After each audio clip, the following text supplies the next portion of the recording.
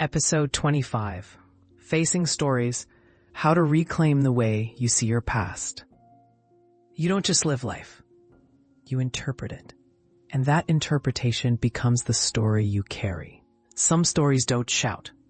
They show up quietly in gestures, in habits, in sentences you've said too many times to notice. They always leave. I should have known better. I'm not enough. They feel like fact, until maybe they're not. In narrative psychology, we learn a story isn't just memory. It's a frame, a lens you rehearse until it becomes the only way to see.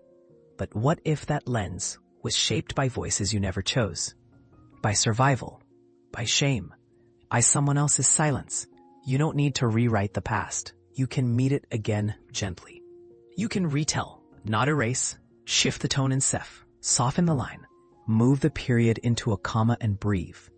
Because you are not the story you once told yourself.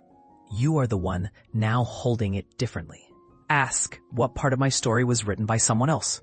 What shifts when I tell it in the third person? What happens if I move the full stop into a pause? Who am I in the version that ends with kindness? Michael White wrote, "The person is not the problem. The problem is the problem. The story around it can be retold." So start small. Take one memory that loops. Tell it not from pain, but from presence, as if spoken by someone who cares. Notice what softens. The facts stay, but the feeling can shift. The voice can change. The story can breathe again.